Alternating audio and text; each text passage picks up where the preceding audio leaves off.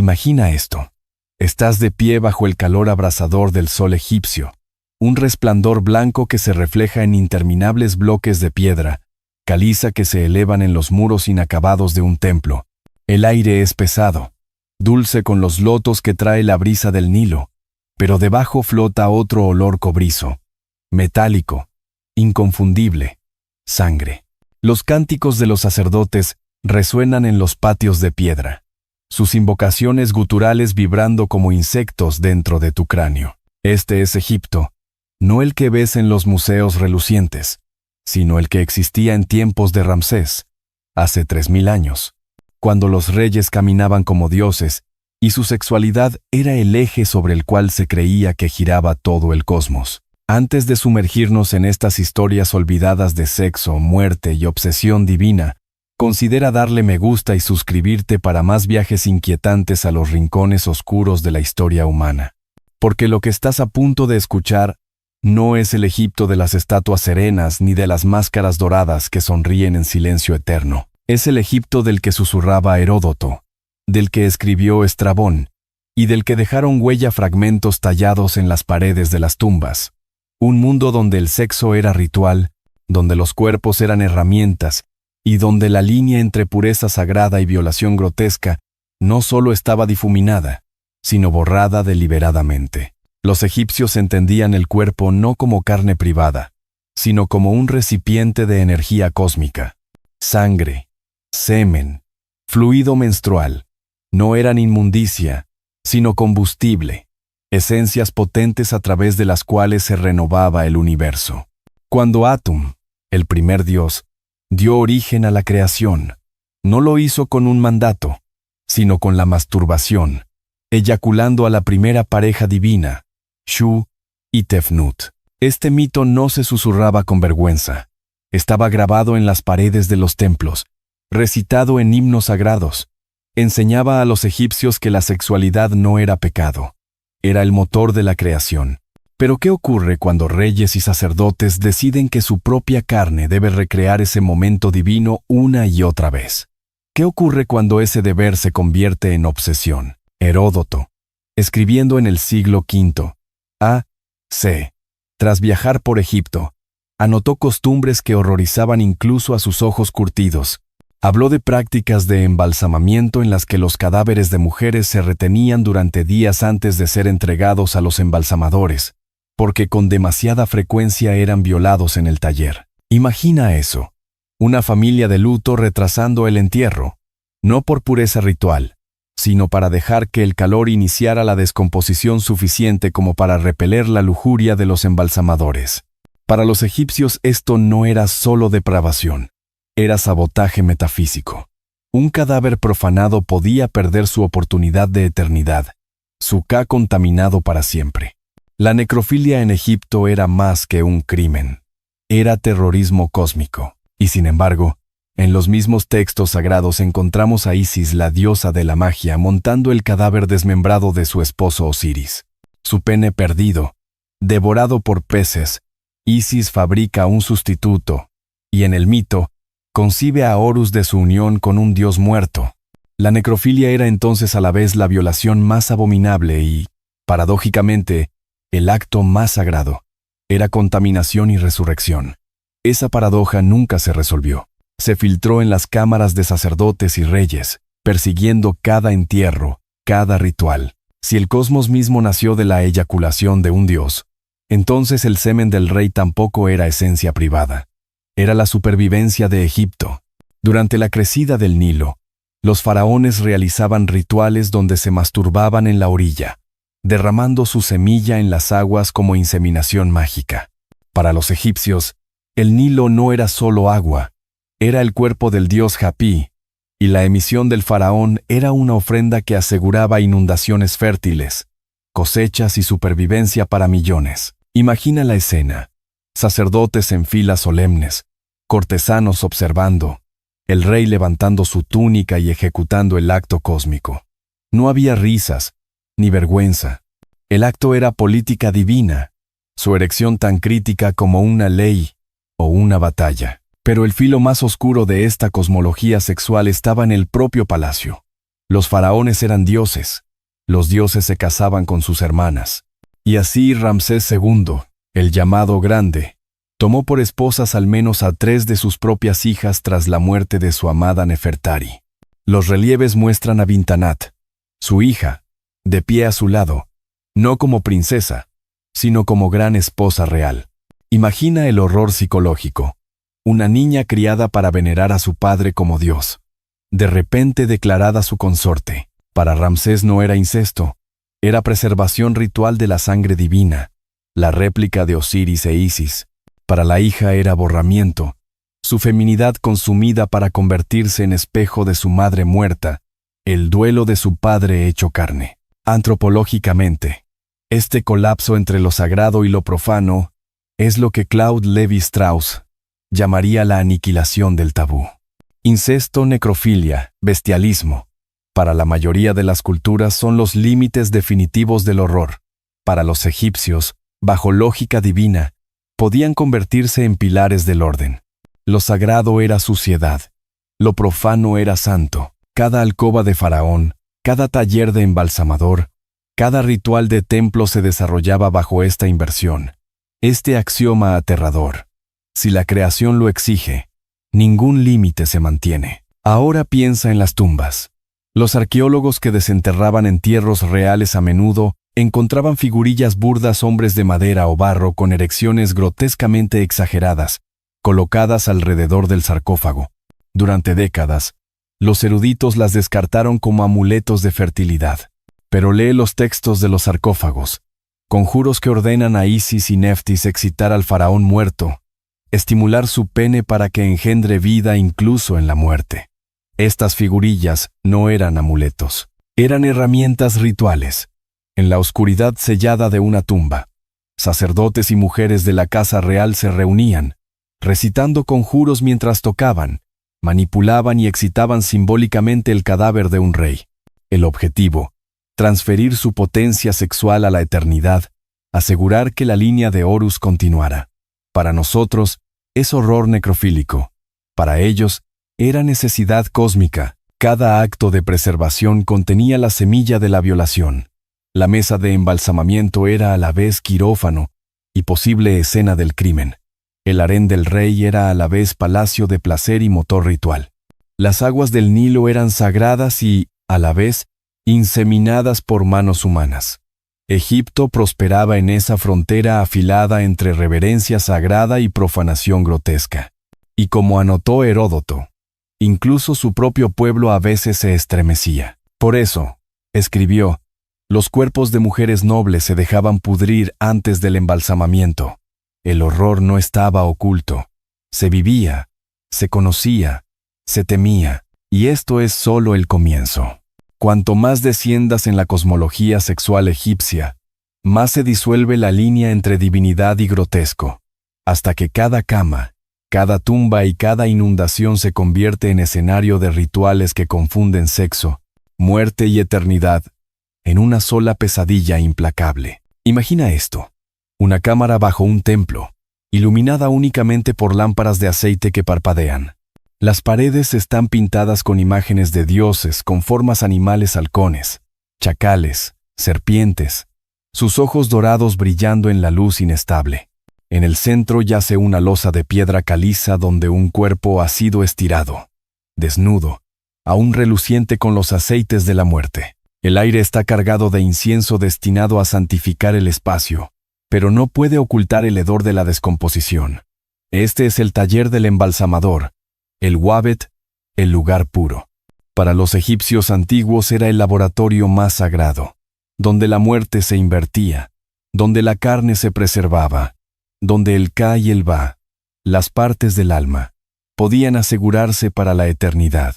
Y sin embargo, aquí en este santuario, se cometían las traiciones más obscenas. Heródoto, escribiendo en el siglo V a.C., describió el proceso de la momificación con detalle, el lavado del cuerpo, la extracción de órganos, las cavidades rellenadas con resinas y lino, la piel cubierta con natrón. Pero en el mismo pasaje registra susurros de horror. Los cuerpos de las jóvenes, especialmente los de esposas e hijas de alto rango, no se entregaban a los embalsamadores inmediatamente tras la muerte. Las familias los retenían durante 3 o 4 días. ¿Por qué? Porque se había sorprendido a embalsamadores violando los cadáveres. La necrofilia no era rumor, era un hecho, confirmado por procesos judiciales, por confesiones. El cuerpo de una hija, aún suave, aún hermoso en la muerte, podía ser profanado por los mismos hombres encargados de su eternidad. El horror para los egipcios no era solo la violación de la modestia, era aniquilación cósmica. Una mujer cuyo cadáver era contaminado corría el riesgo de perder el más allá, su Ka corrompido, su nombre borrado para la eternidad. La contradicción era asombrosa. Por un lado, la necrofilia era el crimen más atroz contra los muertos. Por otro, su mito central, el ciclo de Osiris, elevaba un acto necrofílico a la categoría de santidad suprema. Isis, incapaz de aceptar la pérdida de su esposo Osiris, reunió pacientemente su cuerpo despedazado. Faltaba una parte, su pene, devorado por los peces del Nilo. Y así, con magia, Isis fabricó un falo sustituto. Montó el cadáver de su esposo y concibió a Horus, el vengador. Cada niño egipcio escuchaba esta historia. Cada sacerdote la tallaba en piedra. La madre de todas las dinastías concibió a su hijo en unión con un dios muerto. El acto más prohibido se convirtió en la piedra angular de lo sagrado. Antropológicamente, esta paradoja revela la disolución de categorías en Egipto. Mary Douglas, en su obra sobre pureza y peligro, escribió que las sociedades definen la suciedad como materia fuera de lugar. Para Egipto, el cadáver no era inmundicia, sino recipiente. Un cuerpo podía ser santo y vil al mismo tiempo, objeto de veneración y de profanación. La necrofilia no era simplemente una transgresión moral, era un cruce de fronteras peligroso, un colapso de categorías que amenazaba el equilibrio cósmico. Y, aún así, su diosa más querida lo había realizado, lo había sacralizado, y había asegurado que cada tumba de Faraón resonara con ese eco. Las inscripciones de los textos de las pirámides y de los sarcófagos son explícitas. Hablan del pene del rey alzándose en la muerte, de Isis y Neftis tomándolo con sus manos, estimulándolo, asegurando que su semilla pasara a la eternidad. No son metáforas vagas, son conjuros, instrucciones directas grabadas en piedra. A mediados del siglo XX, arqueólogos encontraron pequeñas figurillas de madera, formas masculinas con erecciones desproporcionadas, colocadas junto a sarcófagos. Durante décadas los especialistas evitaron el tema, llamándolos amuletos de fertilidad, pero al leerlos junto con los conjuros, su significado era innegable. Eran herramientas, accesorios de una necrofilia ritual practicada de forma simbólica o quizá física dentro de la tumba. Ahora imagina la escena como pudo desarrollarse. El cuerpo del rey, envuelto en lino, en el sarcófago. Sacerdotes con máscaras de chacal recitando conjuros guturales, los textos funerarios declamados a la luz de antorchas, mujeres reales, esposas o hijas, asumiendo los papeles de Isis y Neftis, gimiendo, tocando las figurillas, invocando la potencia del faraón. Estaban instruidas para levantarlo, restaurar su fuerza generativa. El acto era teatro necrofílico, una repetición del mito de Osiris con la esperanza de que el rey también se alzara, de que engendrara al próximo Horus en espíritu. Para nosotros es obsceno. Para ellos era salvación. ¿Y el faraón vivo? Su sexualidad no era privada. Era un recurso público, un bien nacional. La crecida del Nilo era la vida misma. Demasiado baja significaba hambre. Demasiado alta significaba destrucción. Cada año, en las orillas, el rey ejecutaba el más impactante de los rituales. Cronistas egipcios y extranjeros lo consignaron.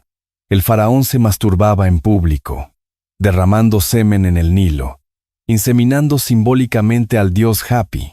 No era teatro para plebeyos, era contrato cósmico. Si la semilla del faraón era potente, la inundación sería perfecta. Las cosechas abundantes, los ejércitos victoriosos. Imagina el silencio de la corte reunida, sin risas, sin vergüenza. Su erección determinaba la supervivencia de millones. Aquí vemos la completa inversión de lo sagrado y lo profano. Lo que en otra cultura se oculta, se reprime o se criminaliza. En Egipto era deber divino. El cuerpo del faraón no le pertenecía. Era altar. Era herramienta cósmica. Su semen, sus erecciones, sus hijas, sus esposas, incluso su cadáver. Todo era instrumento de política, de magia, de supervivencia, y el horror se intensifica con el incesto de los reyes.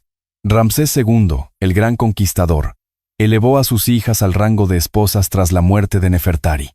Bintanat, su primogénita, aparece en relieves como gran esposa real. Más tarde le siguieron Meritamón y Nebetawi.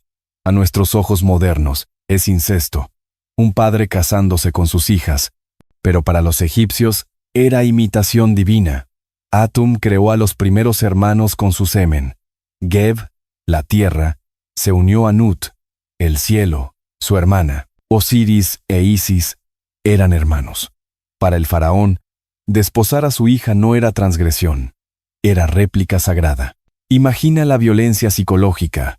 Una princesa criada desde niña para venerar a su padre como un dios, obligada de pronto a reemplazar a su madre muerta, a compartir el lecho de su padre, a vestir sus joyas. Su identidad se derrumba.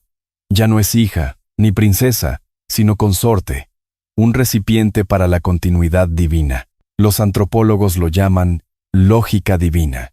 Si los dioses lo hicieron, el rey debe hacerlo. Lo profano se convierte en necesario. Lo que nos horroriza era su legitimidad. La línea de Horus debía permanecer pura, y la pureza exigía violación. Y esto no se quedaba en la corte. Se filtraba en la vida común. Papiros mágicos describen hechizos para forzar el deseo. Hombres invocando a los muertos para obligar a las mujeres a amar, usando semen y sangre menstrual como armas. Una muñeca de cera atravesada por agujas de cobre. Perforo tu boca para que hables solo de mí. Perforo tu útero para que solo me desees a mí. La frontera entre sexo y violencia, entre intimidad y brujería, desaparecía. Incluso el campesino vivía en un mundo de violación sagrada, donde el cuerpo nunca estaba protegido, siempre expuesto a dioses, fantasmas y maldiciones. El Egipto que aparece en los libros escolares Máscaras Doradas, Estatuas Solemnes es una versión higienizada. La realidad fue una civilización cimentada en un contrato sagrado, que exigía los sacrificios más terribles, la exposición del cuerpo, la transgresión de los tabúes, la santificación del incesto y de la necrofilia. Su gloria no era ajena al horror, era su producto. Imagina esto: el Valle de los Reyes al anochecer. Los acantilados brillan rojos bajo el sol moribundo, el aire seco como papiro. En lo profundo de una tumba recién sellada, las antorchas chisporrotean en una cámara abarrotada de dolientes, sacerdotes y funcionarios. El rey ha muerto, pero los rituales de resurrección apenas comienzan. Para los egipcios, no es duelo como lo entendemos, es ingeniería. Un intento de replicar la unión divina de Osiris e Isis para que el faraón pueda levantarse de nuevo. Y en el centro de esa máquina de eternidad está la sexualidad. El aire está cargado de incienso, pero bajo la dulzura flota el olor acre de las sales de natrón y de la carne que se pudre lentamente. Muerte, sexo y eternidad se mezclan en un mismo aliento sofocante. Los textos grabados en las paredes de la cámara dan instrucciones directas. Hay que reavivar el poder sexual del faraón. Su pene debe alzarse, su semilla debe conjurarse, su potencia debe restaurarse. El hechizo 534 de los textos de los sarcófagos ordena: levántate, oh rey, pues no has muerto. Tu hijo Horus ha actuado en tu favor. Él hace rígido tu falo para que engendres. Los sacerdotes recitan estas palabras, sus voces retumbando en la oscuridad asfixiante. Figurillas con erecciones grotescas se colocan alrededor del sarcófago, herramientas crudas pero potentes que sirven como extensiones del cuerpo del rey. Las mujeres reales gimen, sus lamentos imitando a Isis y Neftis. No es duelo, es estimulación ritual. Lloran, tocan los efigies, despiertan al cadáver de su padre, su esposo, su Dios. Para nosotros es teatro necrofílico. Para ellos, es la maquinaria del renacimiento. Fuera de las tumbas, la misma cosmología se representaba a la luz del día. Cada año, cuando el Nilo comenzaba su inundación, el faraón caminaba hasta la orilla del río. Rodeado de sacerdotes, se exponía y eyaculaba en el agua. Las inscripciones de los templos describen la escena sin ambigüedades. El semen del rey inseminaba al dios Hapi. La crecida era el útero, la emisión del rey, la semilla. Si cumplía con éxito, Egipto sobrevivía. Si no, acechaba el hambre. Imagina el silencio de la corte reunida, sin risas, sin vergüenza. La supervivencia de una nación dependía de un solo acto de masturbación pública. La potencia del faraón era el eje del cosmos. Antropológicamente, este ritual revela la fusión egipcia de ciclos cósmicos y biológicos. El río era la sangre de la tierra, el semen su fertilizante. La fertilidad no era metáfora, era literal, diseñada mediante sexo ritual entre hombre y Dios. El acto disolvía todas las fronteras, entre público y privado, rey y plebeyo, sagrado y obsceno. Lo que debía ocultarse se convertía en ceremonia de Estado. No era elección del rey, era su deber. Su erección era un acontecimiento político. Dentro del palacio, la lógica se volvía aún más oscura. Tras la muerte de Nefertari, Ramsés II elevó a sus hijas al rango de reinas. Bintanat, Meritamón, Nebetawi, hijas transformadas en esposas. Los relieves las muestran junto a su padre, luciendo las coronas que antes llevaban sus madres. No eran gestos simbólicos, eran matrimonios consumados. Las hijas se convirtieron en grandes esposas reales, participantes de uniones rituales que imitaban el incesto divino. Los dioses se habían casado con sus hermanos. El faraón debía hacer lo mismo. Considera el horror psicológico. Una niña criada para venerar a su padre como Dios, de repente obligada a reemplazar a su madre muerta, a compartir el lecho de su padre, a lucir sus joyas. Su identidad se derrumba. Ya no es hija, ni princesa, sino consorte, un recipiente para la continuidad divina. Los antropólogos llaman a esto lógica divina. Si los dioses lo hicieron, el rey debe hacerlo. Lo que para los mortales es incesto, para el rey, Dios es prueba de legitimidad. Detrás de la lógica ritual se esconde un silencio insoportable. Hijas borradas, su feminidad consumida por la necesidad dinástica. Incluso dinastías posteriores abrazaron este patrón. Los Ptolomeos, gobernantes griegos que adoptaron la tradición egipcia, se casaron entre hermanos durante siglos. Cleopatra misma fue producto de generaciones de uniones incestuosas. Para los griegos era escandaloso, para los egipcios era prueba de legitimidad divina. La sangre real era un círculo cerrado, purificado no por la mezcla sino por la transgresión. Los dioses habían creado mediante el incesto.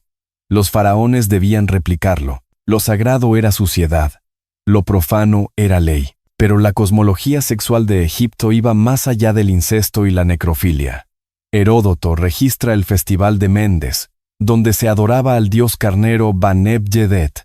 En este culto, un carnero vivo era venerado como dios. Durante las festividades, fuentes describen a mujeres que copulaban con el animal sagrado frente a multitudes. Para nuestra mente moderna, esto es inconcebible. Para los egipcios, era la unión entre lo humano y lo divino, un matrimonio cósmico que garantizaba fertilidad para la tierra. Estrabón, el geógrafo romano, lo confirma siglos después, escribiendo con repulsión sobre el espectáculo público.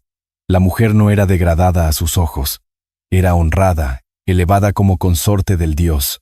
El acto que llamamos bestialismo era, para ellos, comunión. Imagina la escena. Los tambores retumban, el incienso humea, la multitud ruge. Una mujer adornada con joyas y aceites perfumados es conducida hasta el carnero sagrado. Los sacerdotes entonan cánticos mientras ella se entrega al Dios viviente. Sin vergüenza, sin secreto. Era teatro de creación, fertilidad encarnada. Para la multitud, era la garantía de que los campos darían fruto, que el ganado se multiplicaría, que Egipto prosperaría. Antropológicamente, esto representa la disolución total de límites entre especies, entre lo divino y lo animal. Los egipcios redujeron la creación a su mecánica más cruda y la representaron en público. El horror para nosotros era su salvación. Incluso en la vida privada, la sexualidad se convertía en arma. Los papiros mágicos describen conjuros para coaccionar el deseo. Un amante rechazado podía fabricar una muñeca de cera, inscribir el nombre de su víctima y atravesarla con agujas de cobre. Recitaba maldiciones. Perforo tu boca para que hables solo de mí. Perforo tu útero para que solo me desees a mí. Sangre menstrual, semen, saliva, todo se recogía como ingrediente mágico. Para los egipcios, estos fluidos no eran desechos, sino poder en bruto. El amor era un campo de batalla de hechicería, donde el consentimiento se disolvía bajo el peso de los conjuros. La gente común vivía con miedo constante. Un mechón de cabello, una gota de sudor podían esclavizarte por completo. La misma lógica que obligaba a los faraones a inseminar el Nilo y a las hijas a casarse con sus padres, se extendía a campesinos y escribas. El cuerpo nunca era privado. Cada fluido, cada acto, cada cadáver, cada animal podía ser absorbido por la maquinaria de la supervivencia cósmica. Durante 3000 años, esta visión del mundo ató a Egipto a un ciclo de violación sagrada. Su gloria y su horror eran inseparables. Las consecuencias fueron profundas. Estas prácticas reforzaban la autoridad de los reyes, vinculando su potencia sexual con la estabilidad del Estado. Configuraban la vida familiar, derrumbaban los límites del parentesco, infundían la vida cotidiana con paranoia, donde el deseo mismo era sospechoso. Los monumentos de Egipto, pirámides, templos, tumbas, son inseparables de esta cosmología sexual. Las mismas manos que tallaban estatuas de dioses serenos, tallaban conjuros para excitar a reyes muertos. Su edad dorada se construyó sobre rituales que hoy consideramos grotescos más allá de la comprensión. Pero incluso entre los egipcios, la incomodidad era real. El informe de Heródoto sobre crímenes de embalsamadores muestra que algunas prácticas se veían monstruosas ya en aquel tiempo. Las familias temían a los embalsamadores. Los sacerdotes debatían tabúes. Los cronistas se horrorizaban en festivales. La paradoja en el corazón de la religión egipcia que los actos más santos podían ser también los más obscenos, los perseguía tanto como nos horroriza a nosotros ahora. Imagina esto. Año 332 a.C. Alejandro Magno cruza el desierto con sus ejércitos y entra en Egipto. Es coronado faraón en Memphis, proclamado hijo de Amón. Durante siglos, la cosmología sexual egipcia había permanecido incuestionada. Reyes incestuosos, ritos necrofílicos, inseminaciones rituales de ríos y animales, todo sostenido como deber divino. Pero ahora, unos ojos distintos los griegos contemplan estas prácticas, formados por dioses y tabúes diferentes, y no ven orden cósmico, sino monstruosidad. Lo que para los egipcios era sagrado, para los extranjeros era obsceno. En ese choque de miradas se sembraron las semillas del colapso religioso de Egipto. Los Ptolomeos, sucesores de Alejandro, adoptaron el modelo faraónico de realeza. Casaron hermanos con hermanas en imitación deliberada de Isis y Osiris. Cleopatra VII, la más famosa de todas, fue el producto de generaciones de uniones entre hermanos. Cronistas griegos en Alejandría anotaron estos matrimonios con incomodidad. Sus ideales helénicos de la oikos, el hogar, repugnados ante un incesto convertido en política dinástica. Y sin embargo, la lógica era la misma que la de Ramsés. Los dioses lo hicieron. Por tanto, el rey debía hacerlo. Antropológicamente, esto es el principio de la imitación mítica. El gobernante repite actos divinos, por transgresores que sean, para probar su divinidad. El incesto, tabú supremo para los mortales, era la prueba suprema de legitimidad para los reyes. Pero el incesto no fue el único horror preservado en el período helenístico. Los rituales funerarios continuaron. Las inscripciones tardías siguen hablando de alzar el falo del faraón, de estimular su potencia en la muerte. Figurillas con erecciones grotescas siguen apareciendo en tumbas ptolemaicas. Incluso mientras griegos y romanos se horrorizaban, los egipcios se aferraban a su cosmología. No podían abandonarla, porque su universo entero dependía de ella. Dejar de ejecutar esos rituales era arriesgar el colapso cósmico. Piensa en las consecuencias psicológicas. Durante 3000 años, la sociedad egipcia vivió bajo un contrato que convertía los cuerpos en porosos, vulnerables, armados, una gota de sangre, un mechón de cabello, un espasmo de semen. Todo podía recogerse, maldecirse, usarse en hechicería. Los papiros muestran a hombres y mujeres suplicando a los dioses que volvieran locos de deseo a sus amantes, que los cegaran, que los paralizaran hasta someterse. Un conjuro ordena a un espíritu: arrástrala por el cabello, por el corazón, por los genitales hasta que venga a mí. Otro manda que el pene de un rival sea atado rígido como el cadáver de Osiris. Esto no era magia marginal, era ordinario. Para los egipcios, la sexualidad era un campo de batalla de espíritus, una guerra librada con fluidos y efigies. El análisis de Mary Douglas sobre pureza encaja aquí con claridad aterradora. En Egipto, nada era desecho. Todo lo que salía del cuerpo: sangre, semen, flujo menstrual, saliva, era poder. El cuerpo era un recipiente con fugas, cada orificio una puerta, cada descarga un arma. La ansiedad que producía era inmensa. Las familias vigilaban los cadáveres de sus hijas tras la muerte, temerosas de los embalsamadores. Los esposos temían que hechiceros robaran fluidos de sus esposas. Las esposas temían a rivales que maldijeran su fertilidad. El cuerpo nunca fue privado, siempre vulnerable, siempre expuesto a la violación. Las consecuencias políticas fueron igual de profundas. La potencia de un rey no era asunto personal, era asunto del imperio. Cuando inseminaba el Nilo, aseguraba las cosechas, no buscaba placer. Cuando casaba a su hija, imitaba a los dioses, no satisfacía deseo. Pero el efecto era el mismo. La intimidad privada se disolvía en ritual público. Los antropólogos lo llaman colectivización cósmica. El cuerpo del rey pertenecía al Estado. Sus erecciones eran recursos nacionales. Sus hijas eran piezas de la maquinaria dinástica. El horror del incesto y la necrofilia se reformulaba como necesidad política. Y sin embargo, la tensión siempre estuvo presente. Incluso los egipcios susurraban sobre los peligros. El relato de Heródoto sobre embalsamadores que violaban cadáveres demuestra que las familias temían que su sistema sagrado pudiera devorarlos. La descripción de Estrabón del Festival de Mendes, donde una mujer copulaba con un carnero sagrado, refleja la repugnancia romana. Lo escribe con crudeza, sin adornos, como si ni las palabras pudieran captar la obscenidad. Los propios egipcios parecen haber registrado poco de estos actos en términos directos. Los relieves eran simbólicos, los textos envueltos en lenguaje mítico. Pero el registro arqueológico, figurillas, papiros, instrucciones rituales arranca el velo de eufemismo.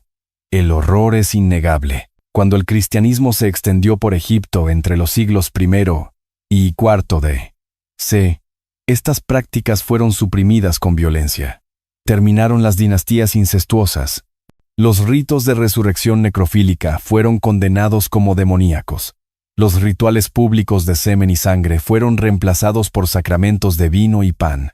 Lo que había sido eje del cosmos se convirtió en la nueva fe, en pecado supremo. La inversión fue total. Lo que para los egipcios era semen sagrado, para los cristianos era lujuria corrupta. Lo que para los egipcios era incesto divino, para los cristianos era condenación. Lo que Egipto santificó como necrofilia, el cristianismo lo marcó como abominación. El cosmos fue reescrito y la maquinaria sexual oscura de Egipto se detuvo, pero la sombra no desapareció. En el Egipto rural, ecos del viejo sistema sobrevivieron como susurros. La magia popular continuó usando cabellos, sangre y fluidos como armas de hechicería. El miedo a que los cadáveres fueran profanados persistió en costumbres funerarias.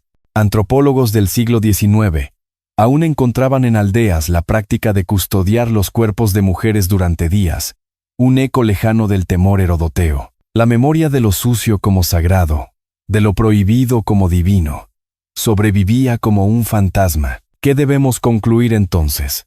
Durante 3000 años, una de las civilizaciones más avanzadas de la Tierra, constructora de pirámides, creadora de matemáticas, maestra en arte y astronomía, vivió por una cosmología sexual que santificaba lo que ahora vemos como horror: necrofilia, incesto, bestialismo, magia coercitiva.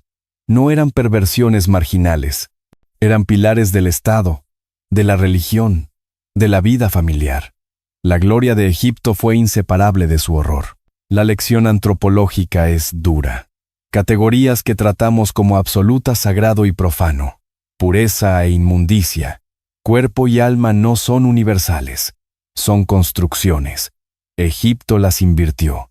Para ellos, la suciedad era sagrada, la violación era creación, el incesto era legitimidad, el semen era salvación. Su sistema funcionó, sostuvo su civilización por milenios, pero al precio de un sufrimiento humano incalculable. Hijas consumidas como esposas, cadáveres profanados en talleres, mujeres exhibidas ante animales, campesinos malditos con efigies. Cada vida vivida bajo la sombra de un cuerpo nunca seguro. Y cuando ojos extranjeros lo contemplaron, griegos, romanos, cristianos retrocedieron horrorizados. Lo que Egipto llamó sagrado, el mundo llamó monstruoso, y en ese choque, la cosmología egipcia se derrumbó. Imagina esto: un sótano de museo en el mundo moderno. Luces fluorescentes zumban arriba, frías, indiferentes.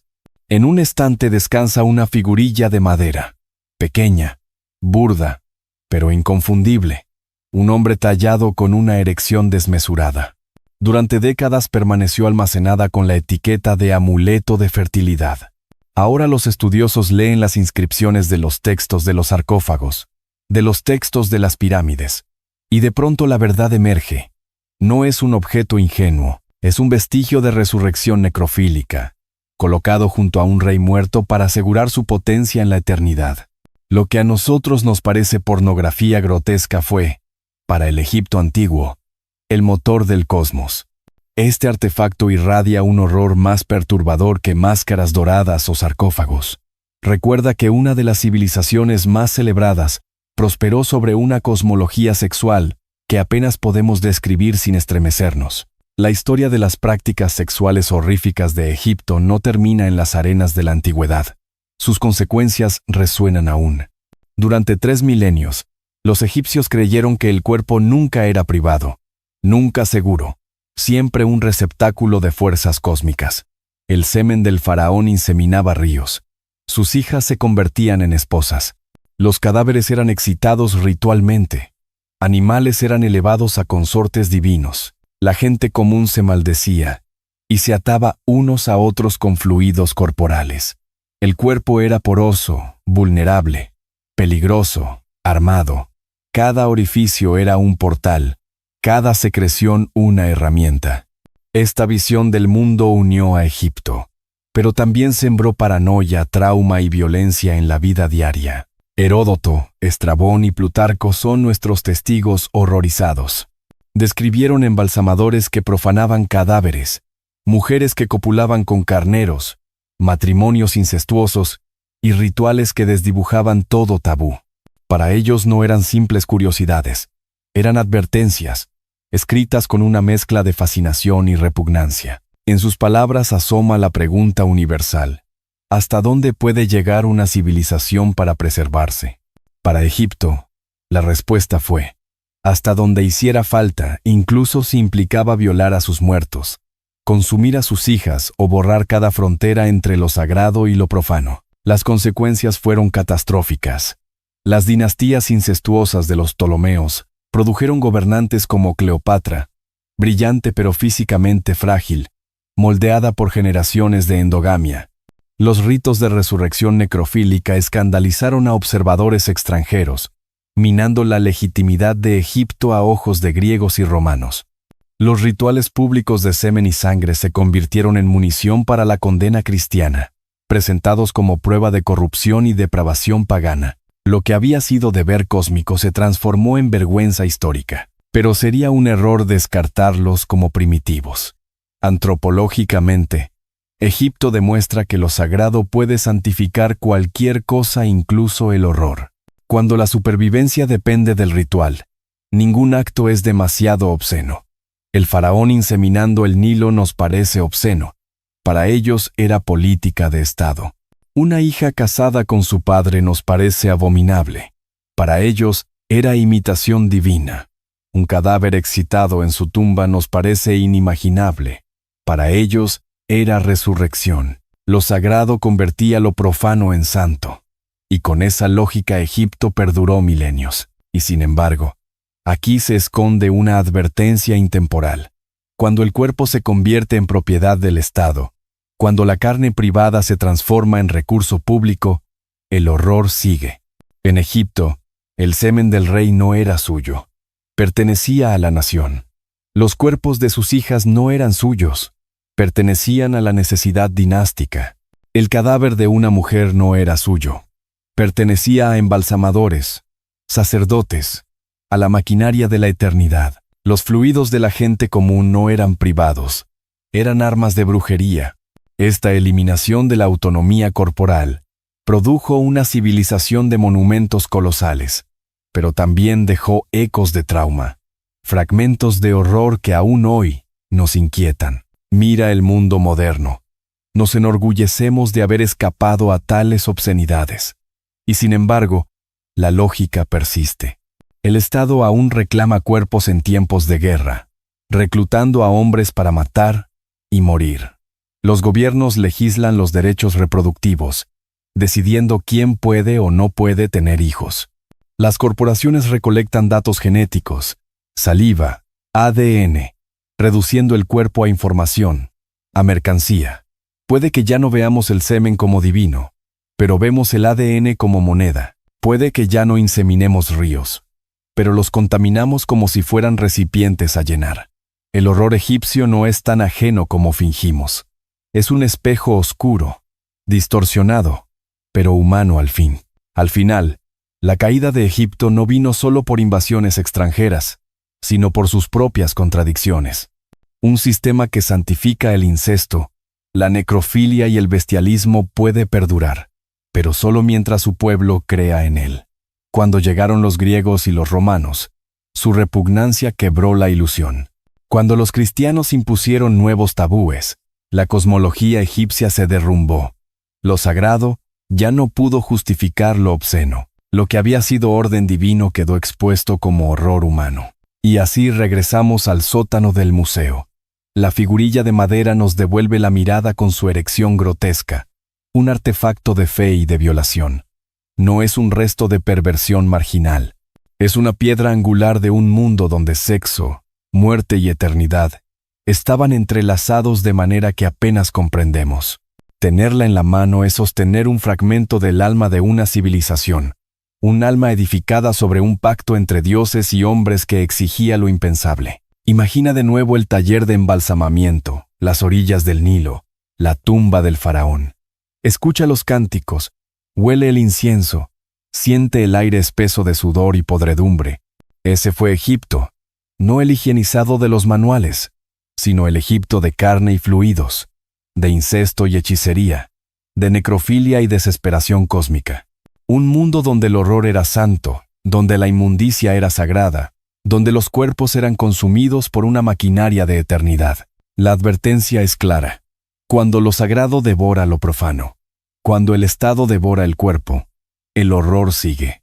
Egipto nos muestra que la humanidad antigua no era tan distinta, que la frontera entre orden y obscenidad, entre adoración y violación, es delgada. Una frontera que debemos custodiar, no sea que nuestros propios monumentos digitales, políticos, científicos, se construyan sobre horrores tan profundos como los tallados en las tumbas del Nilo. Así que cuando cierres esta historia, recuerda, las máscaras doradas y las pirámides no son toda la verdad. Debajo yace otro Egipto. Semen en los ríos, hijas en los lechos, cadáveres en talleres, dioses exigiendo lo impensable. Ese es el Egipto que susurró Heródoto, que horrorizó a Estrabón, que condenó el cristianismo. Y es el Egipto que no debemos olvidar, porque nos recuerda lo que los humanos pueden santificar en nombre de la supervivencia. La historia termina aquí, pero la pregunta queda. Cuando la creencia puede volver sagrado lo obsceno, ¿qué horrores en nuestro propio mundo estamos ya justificando como necesarios, divinos o inevitables? Los egipcios nos muestran el precio de esos pactos. Tuvieron 3000 años de gloria y 3000 años de horror entrelazados.